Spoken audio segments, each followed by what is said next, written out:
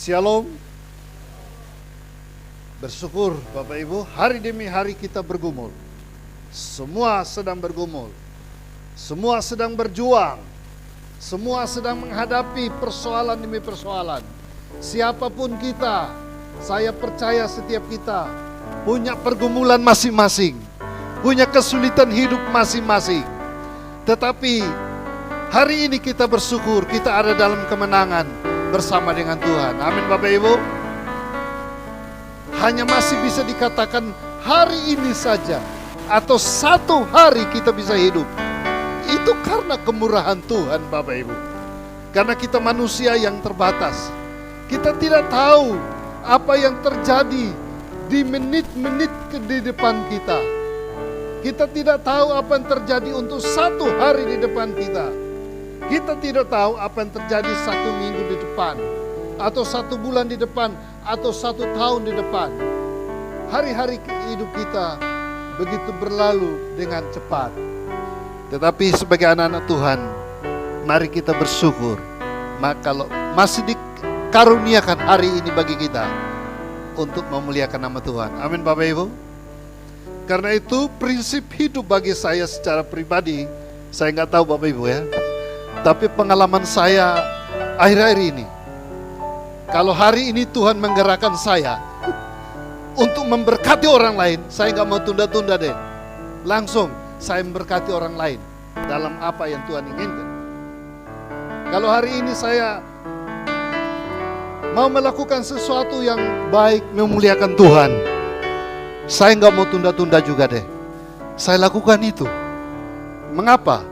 Karena hari esok belum tentu masih ada kesempatan. Orang mengatakan kesempatan itu hanya datang 1 kali saja. Ada juga beberapa nasihat yang mengatakan bahwa lakukan yang terbaik untuk hari ini. Anggap saja hari esok tiada. Hanya ada hari ini. Karena itu Bapak Ibu, jemaat Tuhan, kita harus bersyukur untuk hari ini. Kita semua bersehati di tempat ini, berjumpa dengan Tuhan, masih dalam suasana kebangkitan Tuhan Yesus Kristus. Nah, pagi ini saya mau mengajak kita untuk mengenal sosok atau pribadi Yesus lebih dalam lagi. Karena itu temanya, siapakah Yesus yang bangkit? Ya? Temanya, siapakah Yesus yang bangkit? Mau kok Bapak Ibu mengenal dia lebih dalam lagi? Banyak orang hanya mau mengenal Yesus itu dari sisi pemenuhan kebutuhan. Karena mungkin itu yang kita sedang pergumulkan setiap hari adalah berkaitan dengan faktor kebutuhan. Tapi kebangkitan Yesus lebih dari sekedar mampu memenuhi kebutuhan kita. Kebangkitan Yesus menjawab seluruh aspek kehidupan ini. Jadi menarik untuk tema ini kita renungkan lebih dalam. Siapakah Yesus yang bangkit? Terambil dari kitab Lukas pasal yang ke-24.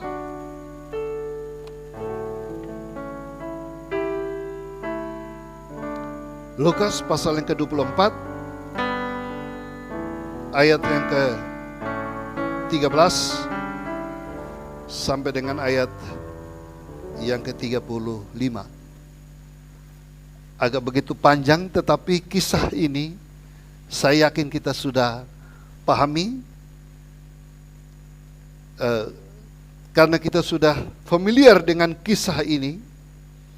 Yesus menampakkan diri di jalan ke Emmaus. Saya tidak membaca keseluruhannya, tapi mari kita melihat beberapa ayat saja. Siapakah Yesus yang bangkit itu, saudara-saudara?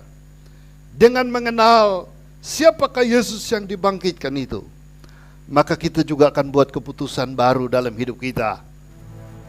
Untuk selalu hidup, menggunakan hari-hari hidup selagi masih ada kesempatan. Siapakah Yesus yang bangkit?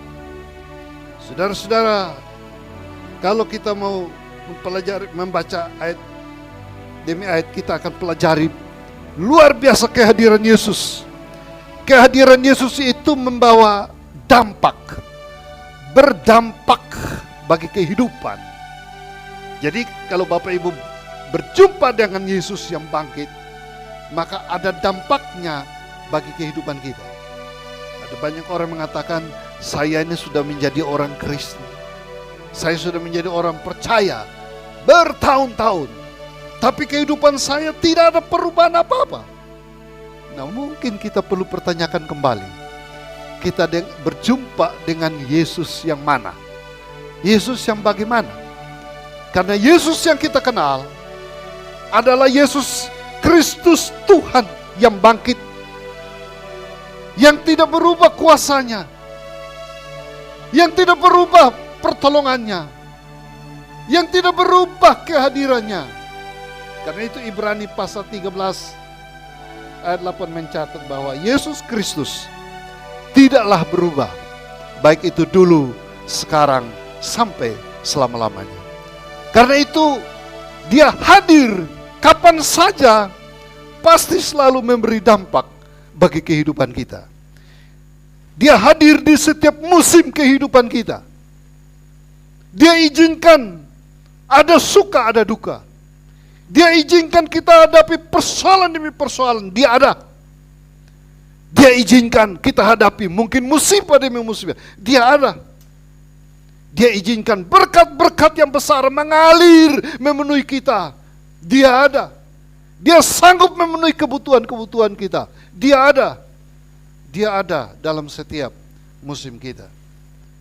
Dia ada sejak kita dalam rahim ibu sampai kita dilahirkan, dan sampai kita akan pulang ke rumah Bapa, Dia ada bersama dengan kita. Karena janjinya juga, aku menyertai kamu senantiasa sampai pada akhir zaman. Amin Bapak Ibu.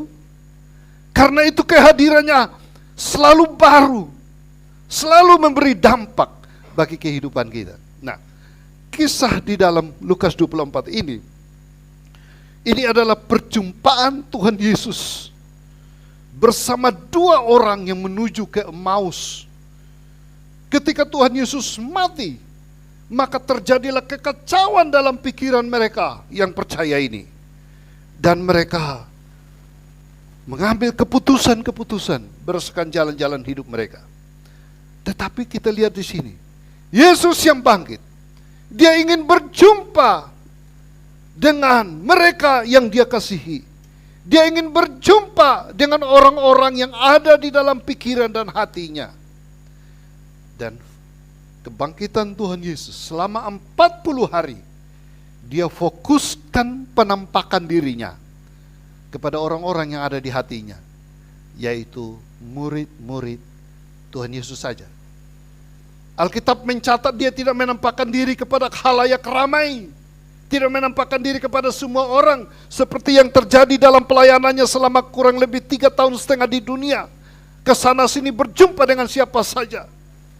Tetapi Alkitab mencatat selama 40 hari berturut-turut, Dia fokus perjumpaannya dengan mereka-mereka yang Dia sudah panggil, dengan mereka yang Dia kasihi, dengan mereka-mereka yang ada dalam pikiran dan hatinya, yaitu murid-murid yang Ia kasihi.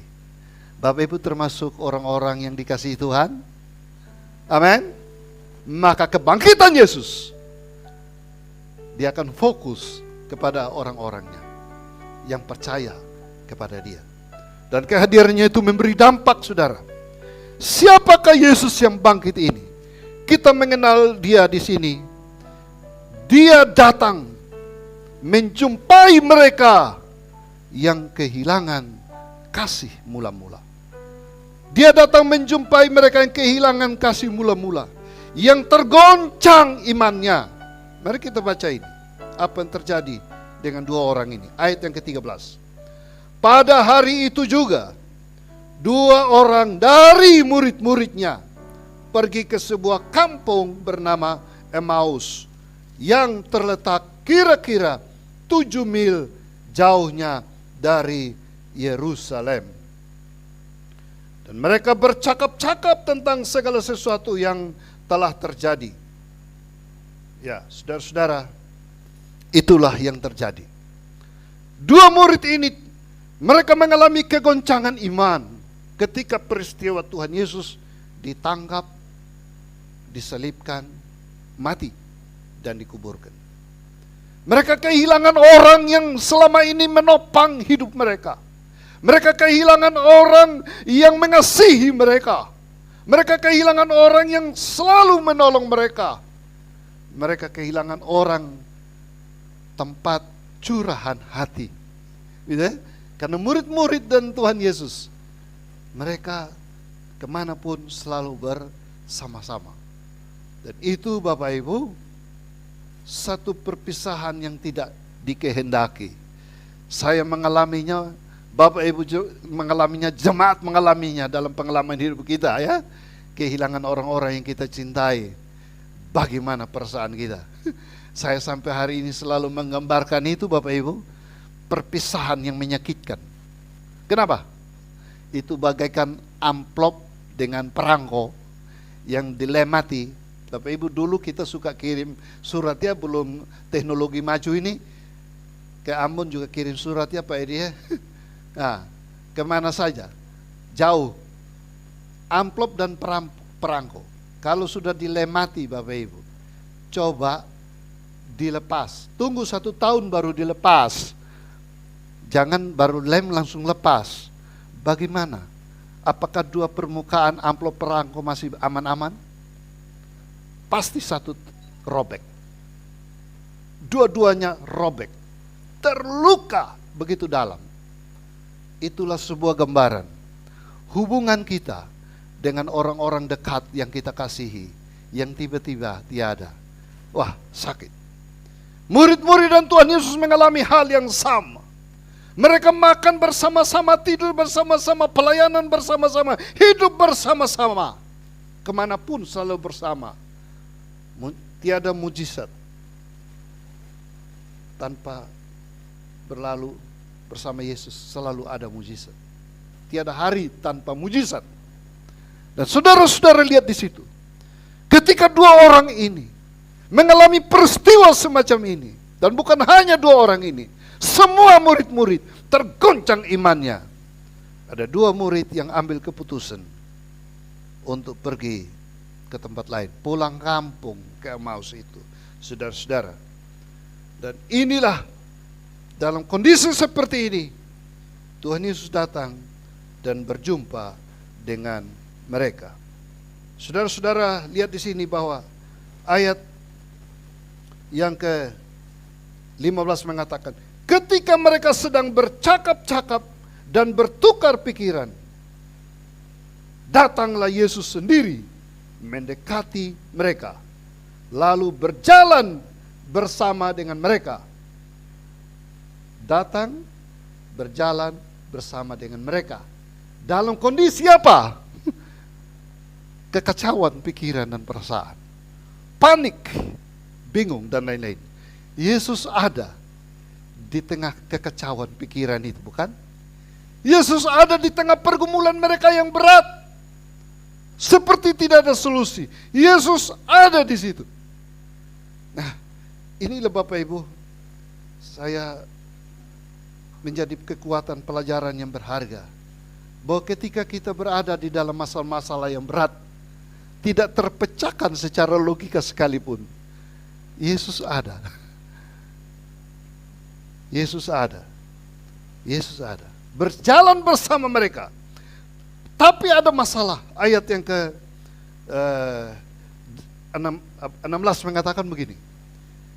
Tidak ada sesuatu, tetapi ada sesuatu yang menghalangi mata mereka, sehingga mereka tidak dapat mengenal Dia. Menarik. Yesus ada di tengah kita punya masalah-masalah yang berat. Tapi kenapa kita tidak mengenal Dia? Ya. Saya baca sebuah buku tulisan Louis Pallow, itu seorang penginjil terkenal selevel Billy Graham, penginjil top dunia. Dia menulis sebuah buku begini, tebal, mengatakan begini judulnya, ketika masalah-masalah berat terjadi, di manakah Allah? Ya, ketika masalah-masalah berat terjadi, di manakah Allah? Kalau zaman sekarang mungkin perlu ada buku ya. Ketika virus corona mengancam dunia, di manakah Allah? Mungkin begitu. Di dalam buku itu saya tertarik dan membaca. Kebetulan ada pengalaman yang sama dengan penulis itu. Luis Paulo menulis, karena istrinya kena kanker. Saudara-saudara, saya ingat juga ya. Wah, akhirnya saya juga sudah terbitkan buku. Yang mau bukunya hubungi saya, yang sebagian sudah dapat. Ketika masalah-masalah berat terjadi, di manakah Allah? Kadang kita berontak, kadang kita mengatakan Tuhan tidak ada. Mungkin kita bisa berucap Tuhan tidak adil. Kenapa ini terjadi?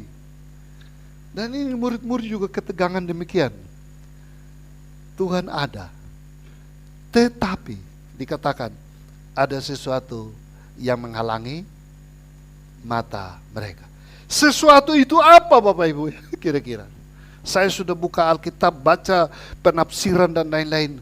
Ingin berusaha, apa sih sesuatu? Apakah kacamata mereka buram, tidak melihat Yesus yang sedang berjalan bersama dengan mereka? Tidak. Konteksnya di sini ada sesuatu yang menghalangi pikiran mereka. Konsep berpikir, mindset yang salah, cara berpikir yang salah, itu yang membuat Yesus ada tetapi seolah-olah tidak ada. Dan saudara, ini sangat menarik. Jadi siapakah Yesus yang bangkit? Yesus yang bangkit adalah Yesus yang datang mencari kita-kita yang mungkin sedang dalam kondisi-kondisi seperti itu Bapak Ibu ya. Tapi Yesus ada di tengah-tengah kita. Sekalipun masalah begitu berat, masalah demi masalah sedang kita hadapi seperti tidak ada jalan keluar, harus percaya Yesus ada di tengah-tengah kita. Hanya saja kita tidak melihat Dia yang ada. Oh, mari Bapak Ibu sebagai orang percaya, di Alkitab mencatat, walaupun kamu belum pernah melihat Dia, namun kamu percaya. Dan Yesus mengatakan, berbahagialah orang yang tidak melihat, namun percaya. Jadi apakah Bapak Ibu percaya Yesus ada di tengah kita, walaupun tidak melihat? Masih percayakah kita? Ketika kita ada dalam masalah-masalah yang berat, sepertinya tidak ada solusi, seolah-olah Yesus tidak ada. Di buku itu banyak kisah pengalaman yang ditulis. Orang-orang yang menghadapi masalah demi masalah yang berat-berat. Ada di situ bertanya, kalau Yesus ada, kalau Allah itu ada, mengapa anak saya lahir cacat? ada pengalaman gitu. Kalau Yesus ada, kalau Allah itu ada, mengapa kecelakaan yang berat ini harus terjadi? Seperti berapa tahun yang lalu ada pesawat Adam Air ya, yang ke Manado, kita masih ingat kisahnya. Itu ada 4 pendeta loh di sana, keluarga. Kalau Tuhan ada di atas pesawat, dan saya percaya mereka dari rumah sudah berdoa, dan secara natural, alami, biasanya kalau pesawat mau take off, itu orang mulai angkat hati semua, tutup mata. Oh, Tuhan Yesus tolong. Saya yakin pendeta-pendeta itu sudah berdoa juga ya. Kalau Allah itu ada, kenapa pesawat Adam Air jatuh? Sulit Bapak Ibu memahami kehadiran Allah di tengah masalah-masalah yang berat. Tetapi kita bersyukur saudara-saudara, Yesus itu hadir bersama dengan kita. Murid-murid juga ada pengalaman ketika mereka berhadapan dengan angin dan badai luar biasa. Yesus ada di tengah-tengah mereka. Yesus sedang tidur. Bapak Ibu pernah baca kisah itu? Dan Yesus menghentikan angin dan badai itu. Dan perahu mereka berlayarlah dengan selamat. Jadi Bapak Ibu, di balik pengalaman seperti ini, mari kita belajar Dia, Yesus yang bangkit, Dia selalu ada. Dan Allah punya rencana bagi kehidupan kita. Karena Dia mengizinkan itu terjadi. Allah mengizinkan Yesus harus mati di kayu salib dan dikuburkan, dan nanti bangkit pada hari yang ketiga. Itu semua dalam rencana Allah. Hanya murid-murid tidak mengerti itu. Mereka lupa tentang ajaran Yesus akan mati, tetapi juga akan bangkit. Sesuatu yang menghalangi pikiran mereka adalah masalah-masalah. Dan saya kira kita juga secara manusiawi, saya alami, Bapak Ibu alami. Wah, ketika kita dihantam oleh masalah, pikiran kita kacau, gelap semua. Dan masalah itu membuat kita kadang-kadang hilang kendali diri. Kita emosi dan macam-macam hal bisa terjadi. Manusiawi. Tapi Yesus ada untuk cepat menolong kita, menghibur, mengangkat, dan menguatkan kita. Adakah pengalaman Bapak Ibu yang indah dalam pergumulan hidup ini? Ketika diterpa badai dan masalah yang berat, seolah-olah Tuhan tidak ada. Tapi ternyata Dia ada dan Dia mau menolong kita. Amin. Yesus yang bangkit, dulu, sekarang, sampai selamanya. Dia tetap mendampingi setiap kita. Ketika diterpa badai seberat apapun, Dia ada dan Dia mau menolong. Mungkin saat ini Bapak Ibu belum melihat itu. Itu butuh waktu. Mungkin 1 bulan kemudian kita akan tahu Tuhan itu ada. 1 tahun kemudian baru kita tahu Allah itu ada. Ternyata di balik setiap masalah kita, Allah itu tahu dan Dia ada bagi kita. Puji Tuhan. Dia yang berinisiatif datang berjumpa dengan murid-murid yang sudah ambil keputusan menuju jalan Emmaus sekalipun. Yesus datang mencari mereka supaya mereka tidak kehilangan kasih yang mula-mula. Kasih mula-mula apa? Kasih mereka kepada Yesus. Kasih Yesus kepada mereka. Memanggil mereka masuk dalam rencana Tuhan. Untuk mereka dibentuk, disiapkan menjadi alat-alat bagi pemberitaan Injil bagi dunia ini. Yesus yang bangkit adalah Yesus yang mencari kita, membawa kita kembali kepada kasih yang mula-mula. Siapakah Yesus yang bangkit dari kisah ini? Ayat yang ke-33 dan 3-35 mengatakan begini. Lalu bangunlah mereka dan terus kembali ke Yerusalem. Tadinya mereka tinggalkan Yerusalem, ya. Sekarang kembali ke Yerusalem. Di situ mereka mendapati ke-11 murid itu. Mereka sedang berkumpul bersama-sama dengan teman-teman mereka. Kata mereka itu, sesungguhnya Tuhan telah bangkit dan telah menampakkan diri kepada Simon. Lalu kedua orang itu pun menceritakan apa yang terjadi di tengah jalan dan bagaimana mereka mengenal Dia pada waktu Ia memecahkan roti. Luar biasa. Yesus yang bangkit, saudara-saudara, adalah Yesus yang membawa kembali, mau adanya satu persekutuan, satu fellowship yang indah diwujudkan kembali di antara murid-muridnya. Ya, Yesus hadir mencari mereka supaya mereka kembali kepada satu persekutuan yang indah. Dan di dalam persekutuan yang indah itu, apa yang terjadi? Mereka saling menceritakan pengalaman. Ya, mereka saling membagi iman mereka, menceritakan bahwa Yesus itu bangkit. Semua punya pengalaman rohani, menceritakan Yesus itu bangkit melalui persekutuan. Yesus yang bangkit adalah Yesus yang menghendaki adanya fellowship itu. Ibrani pasal 10 ayat 25 menasihati kita kan, janganlah engkau menjauhkan diri dari persekutuan bersama saudara-saudara seiman, tapi hendaklah engkau semakin giat melakukannya menjelang hari Tuhan yang mendekat. Itulah yang memobilisasi, yang memotori gerakan pelayanan gereja-gereja untuk terus beribadah, berfellowship, bersekutu, mencari kekuatan satu dengan yang lain melalui saudara seiman. Gereja, apa gereja? Gereja itu adalah persekutuan orang-orang yang punya pengalaman sama tentang kuasa dan kebangkitan Yesus. Itulah gereja. Gereja juga adalah tubuh kita. Kita adalah gereja. Orang-orang yang dipanggil keluar dari kegelapan, masuk dalam terang Allah yang hidup. Puji Tuhan, dua orang ini, mereka tidak lanjut perjalanan ke Emmaus, tapi mereka balik ke Yerusalem. Di sana hadir dalam satu persekutuan yang indah, saling mendoakan, saling menguatkan. Ya, Bapak Ibu, Corona sempat memisahkan kita 1 tahun ya, pisah. Tapi juga di banyak gereja juga sampai hari ini masih belum juga.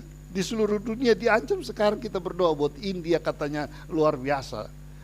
Tapi saudara, oke, kita berfellowship, ada dukungan sarana teknologi canggih di zaman ini, sehingga kita mungkin ibadah online, ya selama ini melalui teknologi. Tapi karena bertahun-tahun kita sejak lahir dibiasakan dengan face to face, kok rasanya ada yang kurang dalam diri kita ya. Tapi apa jadinya sampai Tuhan Yesus datang, kita nggak pernah bertemu face to face, hanya bertemu online saja. Ya nggak apa-apa juga, tapi ada yang kurang. Tapi mari kita temukan titik kebersamaan kita, entah melalui online atau melalui apa saja sarana teknologi yang canggih, asalkan kita masih dalam satu kesatuan bersama tubuh Kristus. Saudara seiman saling menguatkan. Kita tidak bisa hidup terpisah dengan yang lain. Kita tidak bisa hidup sendiri di dalam dunia berdosa, dunia penuh kekacauan ini, saudara-saudara. Kita butuh orang lain, saling mendoakan, saling menguatkan satu dengan yang lain. Itulah yang diperbuat oleh dua orang ini. Yesus yang datang, Yesus memulihkan kehidupan mereka, supaya mereka kembali di dalam persekutuan satu dengan yang lain, untuk akhirnya menjadi saksi-saksi Kristus yang hidup di tengah-tengah dunia. Bapak Ibu, pengalaman mengalami kuasa kebangkitan Yesus, kita lihat di sini pada akhirnya mereka menjadi orang-orang yang memiliki semangat juang yang tinggi. Mereka rela jadi martir. Mereka rela berkorban, mereka tidak takut bersaksi, hanya mau menyaksikan Yesus yang mati dan bangkit. Yesus itu hidup, yang punya kuasa, dan di dalam namanya ada berita tentang pengampunan dosa, harus diberitakan. Jadi saudara-saudara, kalau baca teks ini selanjutnya, itu sangat menarik di sana, bahwa Tuhan mengharapkan mereka akan bersaksi kemana saja. Minggu lalu dikatakan berita kebangkitan Yesus itu adalah berita yang tak terbinasakan. Berita kebangkitan Yesus, berita yang tak terbinasakan.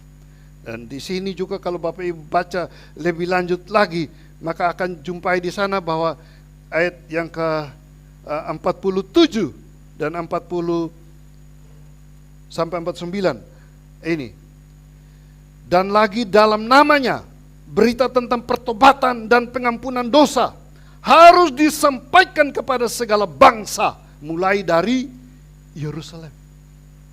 Jadi berita pengalaman tentang kebangkitan Yesus, ini berita pertobatan pengampunan dosa harus diberitakan ya. Dan dikatakan kamu adalah saksi dari semuanya ini. Bapak Ibu Saudara terkasih dalam Tuhan, keunikan pemberitaan iman Kristen terletak pada berita kebangkitan Tuhan Yesus Kristus. Ya, orang boleh percaya Yesus pembuat mujizat, yes. Yesus seorang nabi yang baik, yes. Orang percaya Yesus menderita, yes. Tetapi apakah orang percaya Yesus mati dan bangkit? Itu hanya bisa dibuktikan oleh Bapak Ibu Saudara dan saya yang punya pengalaman hidup. Yesus itu mati dan bangkit dan hidup dalam hidup kita. Dan itu pemberitaan kita, inti pemberitaan kita. Keunikan pemberitaan iman Kristen adalah Yesus itu mati dan bangkit. Paulus mengatakan, andai kata Kristus tidak dibangkitkan, sia-sialah pelayanan kita, sia-sialah pemberitaan kita. Kalau Yesus tidak bangkit, sia-sia juga Bapak Ibu Saudara dan saya beribadat tiap minggu. Sia-sia juga kita berkorban waktu, tenaga, dana, dan apa saja untuk pekerjaan Tuhan.